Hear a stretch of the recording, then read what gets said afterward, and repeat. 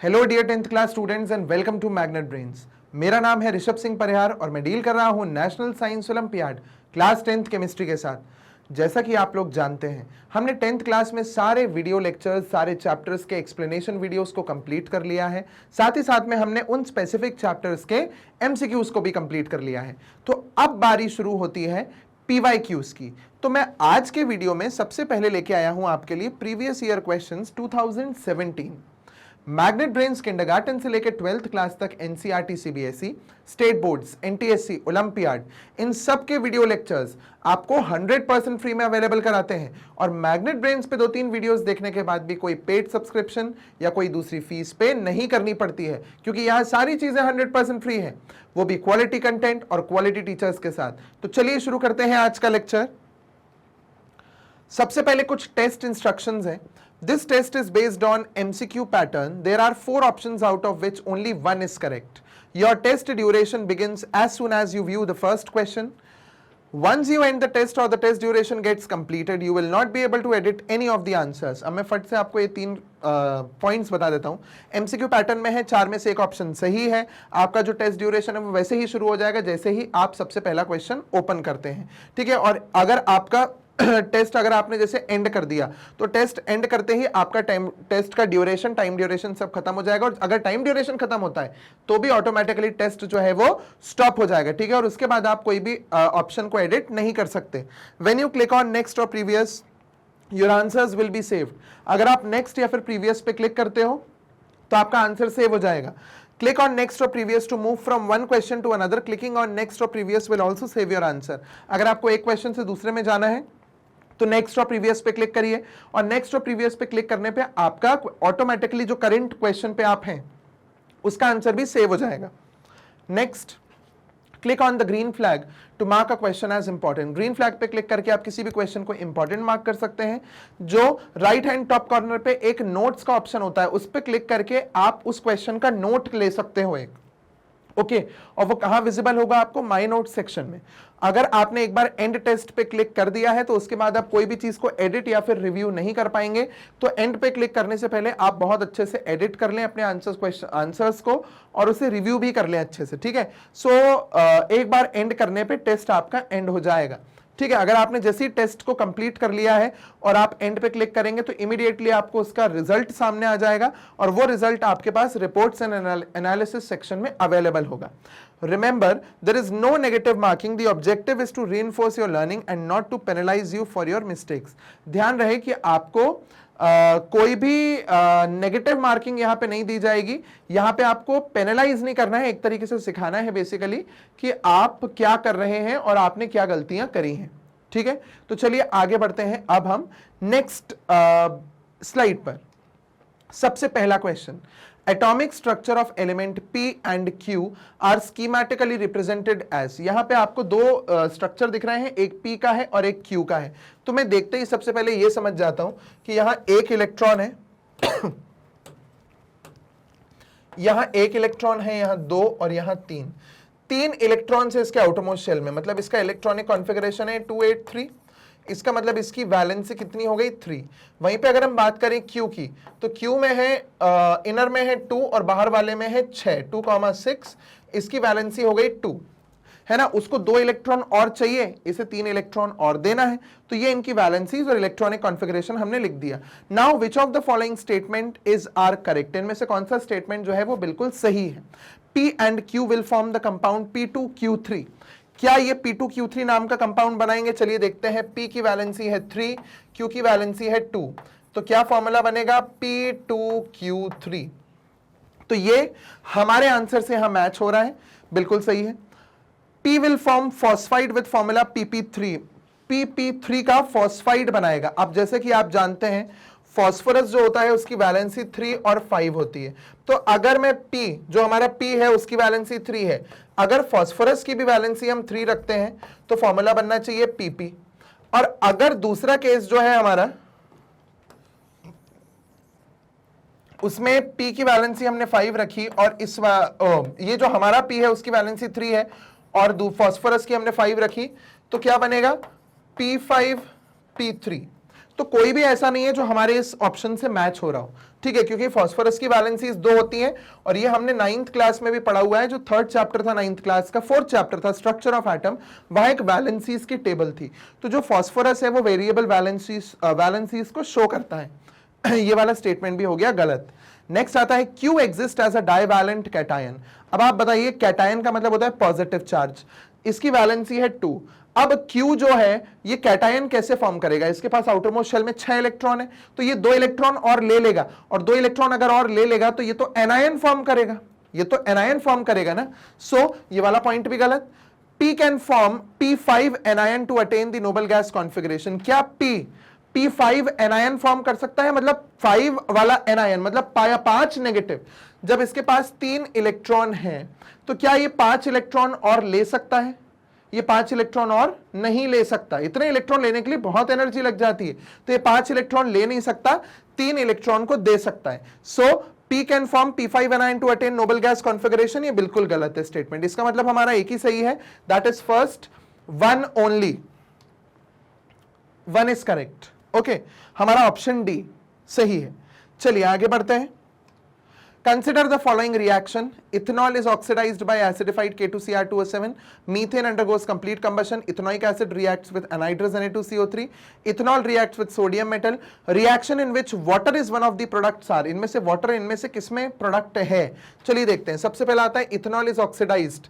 Ethanol is oxidized मतलब C2H5OH को जब आप ऑक्सीडाइज करोगे वो भी K2Cr2O7 से, तो हम ऑक्सीडेशन का साइन ये सिंबल O लिख देते हैं, तो ये क्या बनाएगा CH3COOH, या हम एक मिनट CH3CHO प्लस H2O ये फॉर्म करेगा।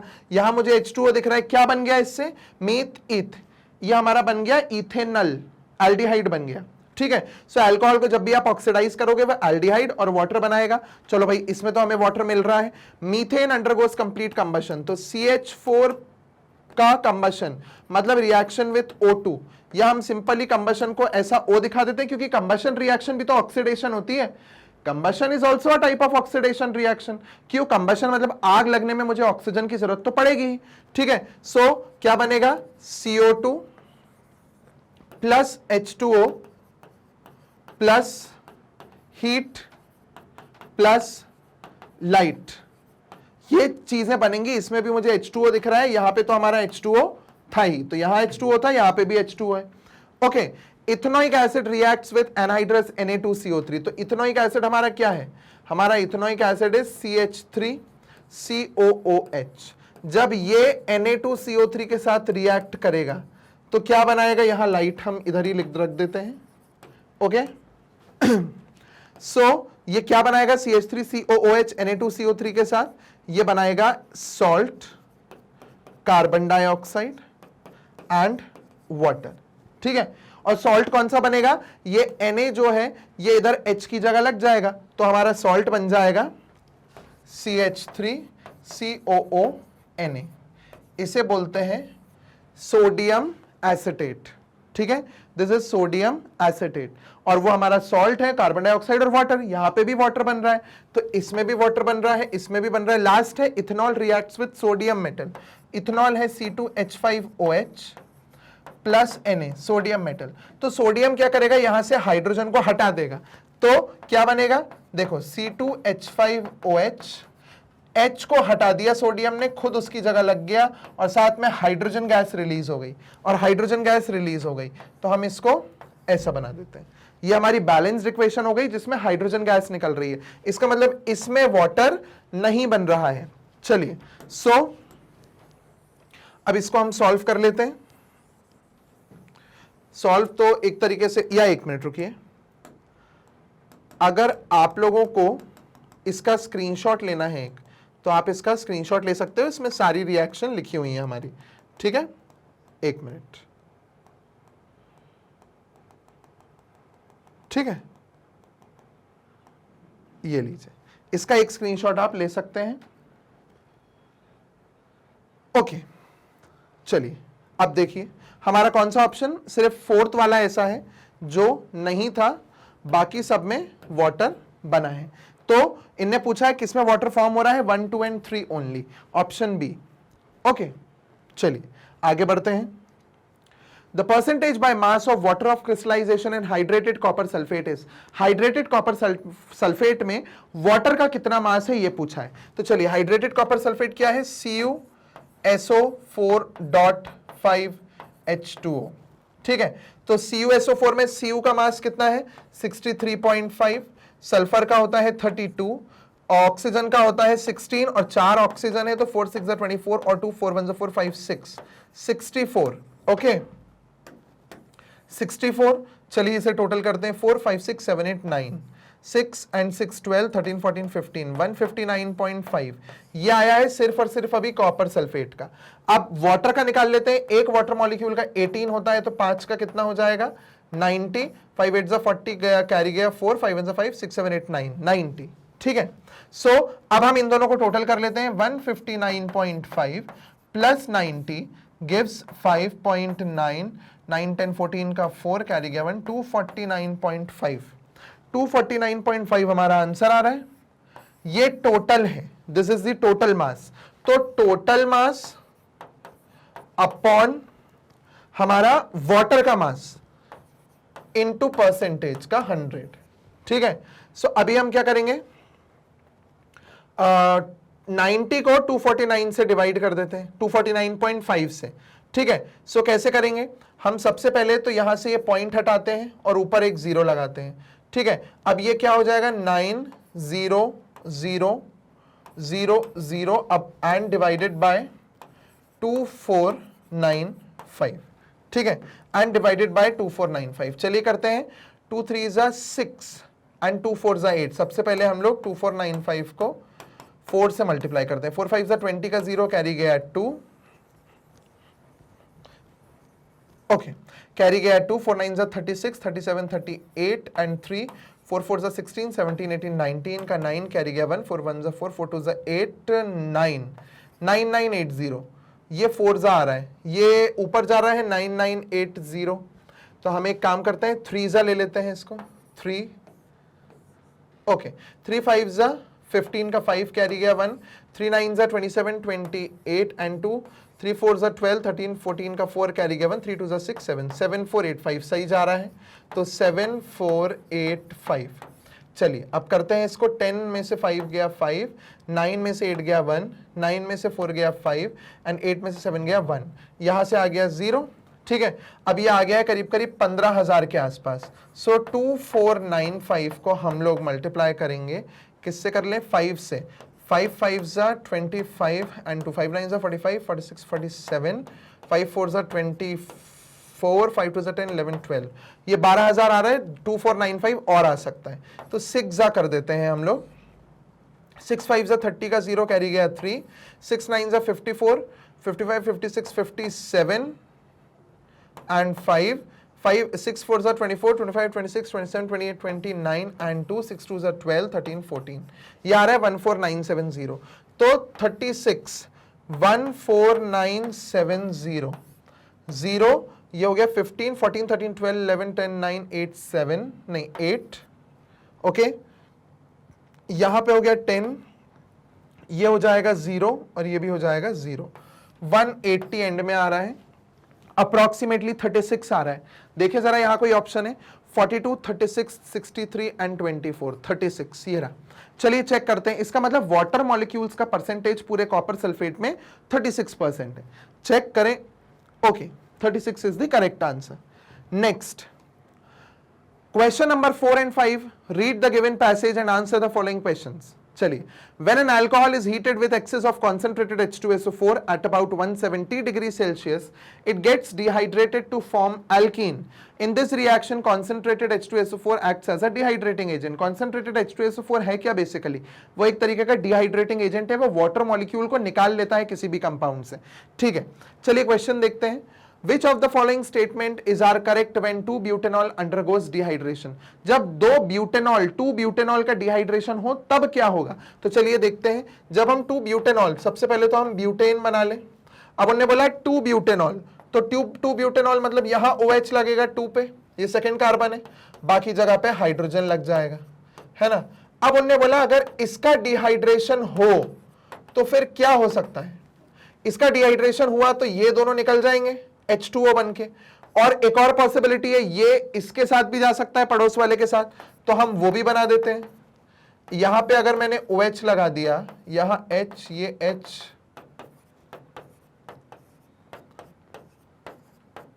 देखिए ये भी OH H2O बन के जा सकता है ना, ये भी H2O बन के जा सकता है, ये भी H2O बन के जा सकता है। तो दोनों ही कंडीशन में अगर मैं बता दूं तो यहां से ये हटा डबल बॉन्ड लगेगा, यहां से ये हटेगा डबल बॉन्ड लगेगा, और H2O तो बन ही जाएगा।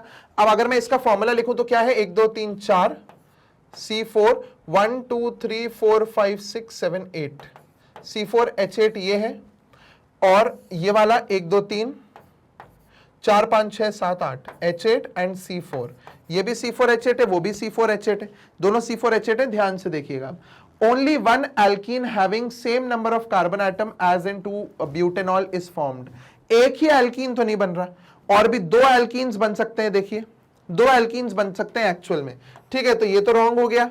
Okay, two alkenes having different structural formula but same molecular formula और फॉर्म। देखो दो एल्कीन्स हैं जिनमें स्ट्रक्चर दोनों के अलग अलग है बट फॉर्मूला दोनों का सेम है, ये बन रहा है, तो हम बोल सकते हैं ये पॉइंट हमारा सही है। Only one alkene having one carbon atom less than 2 butanol is formed. One alkene नहीं, दो बन रहे हैं, हम पहले ही देख चुके हैं, तो ये भी गलत है। Two alkenes are formed out of which one is terminal and the other is non-terminal। देखो दो एल्कीन बन रहे हैं जिसका एक का डबल बॉन्ड सबसे कॉर्नर वाले कार्बन पे जुड़ा है और एक का डबल बॉन्ड बीच वाले कार्बन पे जुड़ा है, तो this is terminal alkene, this is non terminal.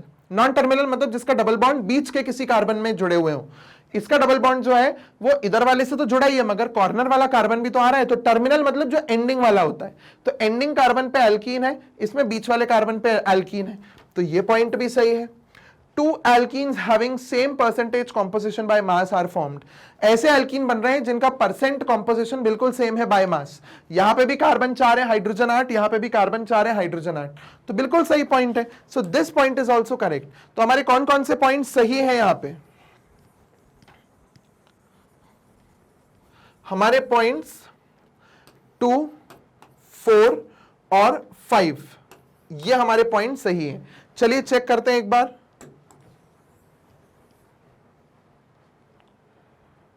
2 4 and 5 option A सही है, ठीक है। चलिए आगे बढ़ते हैं नेक्स्ट क्वेश्चन की तरफ। चलिए अब आता है हमारा next question. The boiling point of some gases are given in the table. If their liquid mixture is subjected to fractional distillation, the order in which gases will distill over is। बहुत easy question है, सीधा temperatures देखो और बता दो कि किस तरीके से ऑर्डर में डिस्टिलेशन होगा। तो चलिए करते हैं। सबसे पहले देखिए Ni जाएगा -246 है, फिर जाएगा नाइट्रोजन, फिर जाएगा हमारा ऑक्सीजन और फिर जाएगा क्रिप्टन। सो NeNOKr option D correct. Okay,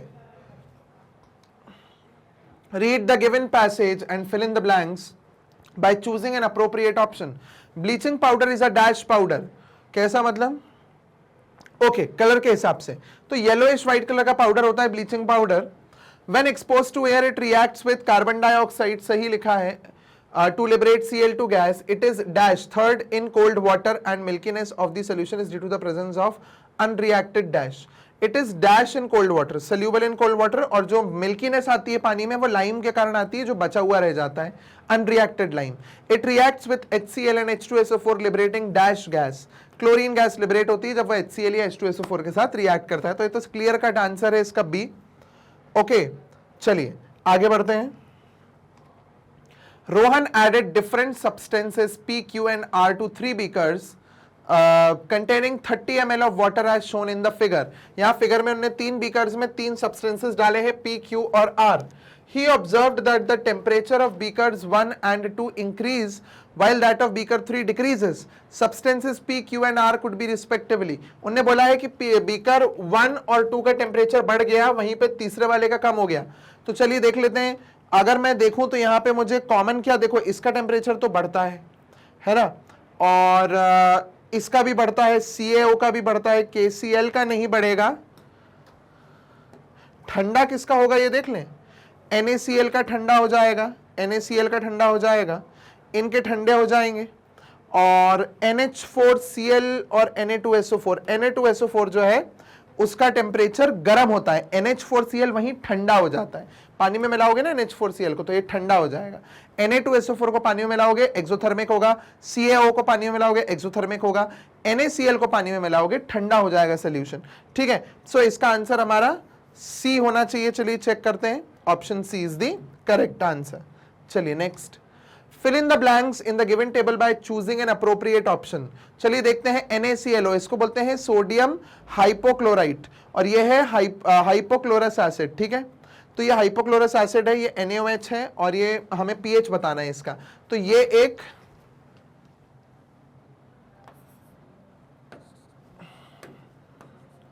week acid है, ये स्ट्रॉन्ग बेस है। वीक एसिड और स्ट्रॉन्ग बेस मिलके स्ट्रॉन्ग बेसिक सॉल्ट बनाएंगे। बेसिक सॉल्ट का जो pH होगा that would be greater than 7, है ना। सो ये इसका pH हो जाएगा greater than 7। Okay, second plus HCl give CuOH whole twice. Sorry, second salt है, HCl और CuOH होल ट्वाइस मिलके ये देता है, तो क्या बन जाएगा CuCl2, कॉपर क्लोराइड बन जाएगा। अब क्योंकि ये स्ट्रॉन्ग एसिड है और ये वीक बेस है, तो थर्ड वाला जो है वो हमारा pH of the aqua solution क्या बनेगा, 7 से कम, 7 से कम होगा।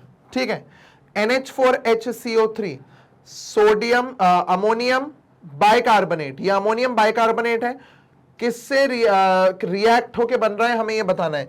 तो एसिड तो हो जाएगा H2CO3, क्योंकि ये इसको देख के मैं समझ पा रहा हूं H2CO3 एसिड है कार्बोनिक, और NH4 को देख के हम सीधा NH4OH लिख देंगे और उसका pH जो होगा वो इक्वल टू 7 होगा, क्योंकि ये भी वीक एसिड है, ये भी वीक बेस है, वीक वीक रिएक्ट करके pH 7 रहेगा। CH3COO के सॉल्ट है, CH3COOH एसिड है और KOH बेस है, तो ये एक स्ट्रॉन्ग बेस है और एक ये वीक एसिड है, तो क्या हो जाएगा, इसका pH भी हो जाएगा 7 से ज्यादा। चलिए तो अब आंसर्स मैच कर ले हम लोग। फर्स्ट है 7, जस्ट अ मिनट, 7 से ज्यादा, सेकेंड है CuCl2, थर्ड है 7 से कम, फोर्थ है हमारा H2CO3, फिफ्थ है NH4OH और सिक्स्थ है 7 से ज्यादा। चलिए अब हम लोग आंसर्स को मैच कर लेते हैं अपने ऑप्शन से।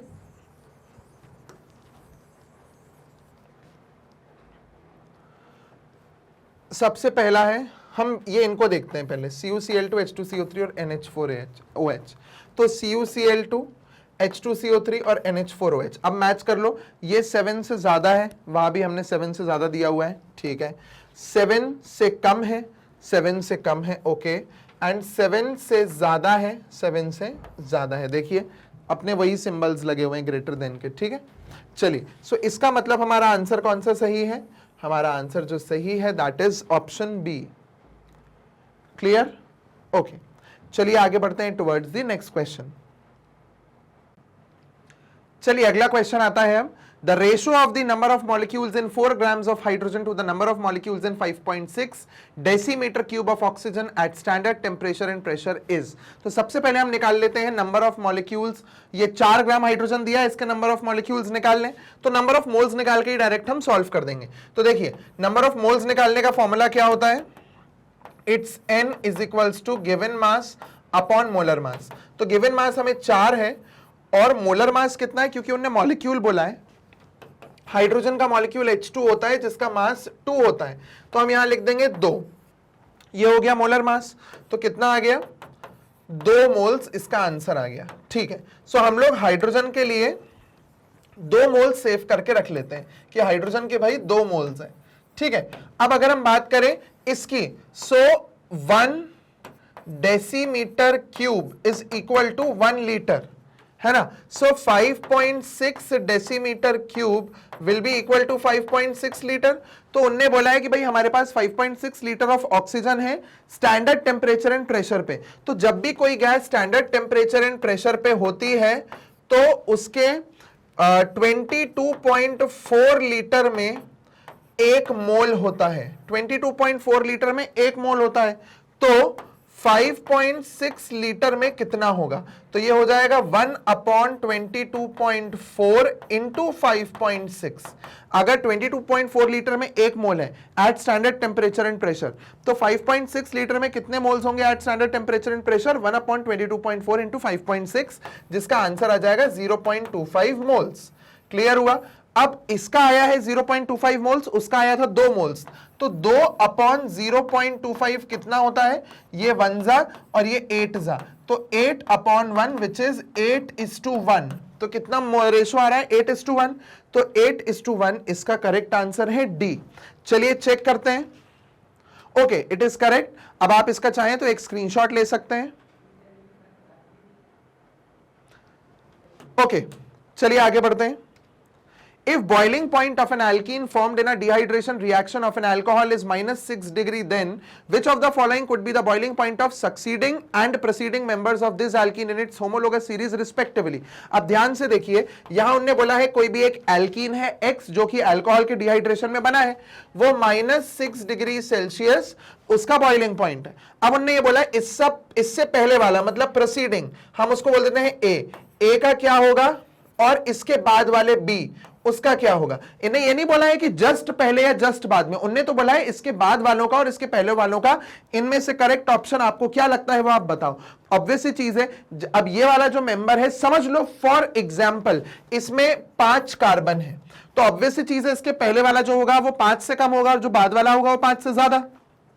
तो जितनी लंबी चेन होती है उतना बॉइलिंग पॉइंट बढ़ता जाता है, और जितनी छोटी चेन होती है उतना बॉइलिंग पॉइंट कम हो जाता है। तो ध्यान से देखिए, पहले उन्होंने बोला है सक्सीडिंग और फिर प्रोसीडिंग, तो उसके हिसाब से हमारा ये सक्सीडिंग मेंबर मतलब आगे वाले का 48 डिग्री सेल्सियस हो सकता है और प्रोसीडिंग बाद वाले का -104 डिग्री सेल्सियस हो सकता है, क्योंकि और कोई भी ऑप्शन ऐसा नहीं है जिसमें ये कंडीशन सूट हो रही हो, क्योंकि बीच में -6 है, -6 से कम हो गया 104 डिग्री, -104 डिग्री सेल्सियस, और -6 से ज्यादा हो गया 48 डिग्री सेल्सियस। सो इसका करेक्ट ऑप्शन हमारा ए पार्ट होगा।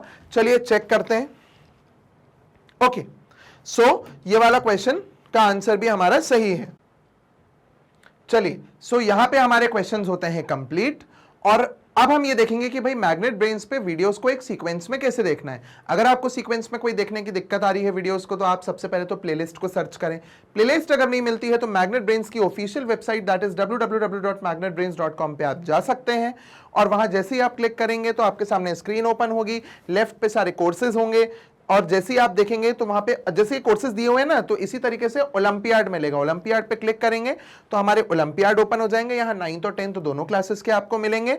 जैसे ही वॉच नाउ पे क्लिक करेंगे सो वीडियो ओपन हो जा, इस तरीके से कोर्स पूरा ओपन हो जाएगा। अब यहाँ जो इस कोर्स में चीजें हैं वो सारी चीजें यहाँ पे मेंशन्ड है, और नीचे चैप्टर्स के नाम डले हुए हैं। आप जिस चैप्टर पे क्लिक करेंगे उसका एक ड्रॉप बॉक्स ओपन होगा, और ड्रॉप बॉक्स में सारे चैप्टर्स के आपको सीक्वेंस में वीडियोज डले हुए मिल जाएंगे।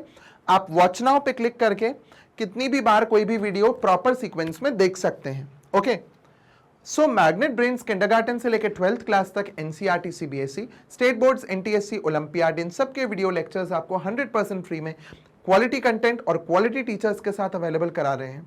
यहाँ कोई पेड सब्सक्रिप्शन नहीं लेना है, ना कोई फीस पे करनी है, क्योंकि यहाँ सारी चीजें 100% फ्री हैं। सो आप वीडियो को लाइक करें, चैनल को सब्सक्राइब करें और इसे शेयर करें अपने सिबलिंग्स, अपने रिलेटिव्स और अपने पीयर ग्रुप के साथ, so that together we can improve the quality of education and keep watching Magnet Brains. Thank you.